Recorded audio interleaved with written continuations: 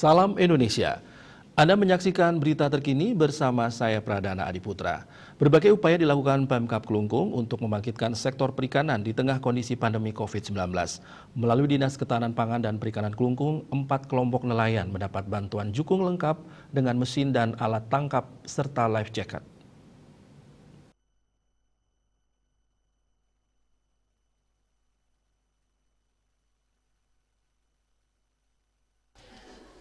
Bupati Klungkung Inyoman Swirte berharap bantuan jukung yang diberikan dapat dimanfaatkan sebaik-baiknya.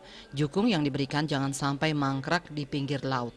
Apalagi tujuan pemerintah memberikan bantuan jukung agar nelayan tetap bisa mencari ikan di laut di tengah kondisi pandemi COVID-19.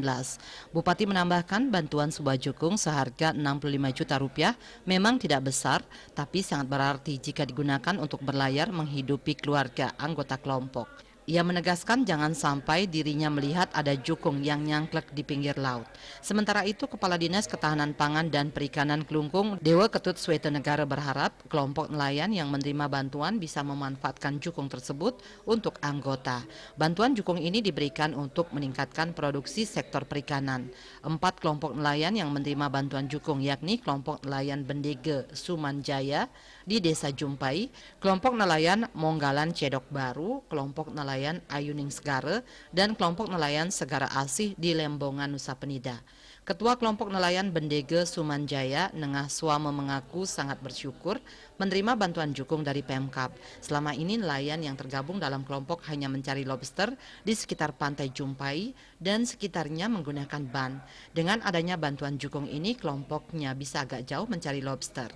Sri Wiatnyana Denpos melaporkan. Untuk mencegah penyebaran COVID-19, ingat pesan Ibu selalu terapkan 3M, wajib memakai masker, wajib mencuci tangan, dan wajib menjaga jarak, serta wajib menghindari kerumunan. Dengan penerapan perilaku 3M, Indonesia segera terbebas virus corona menuju Indonesia maju.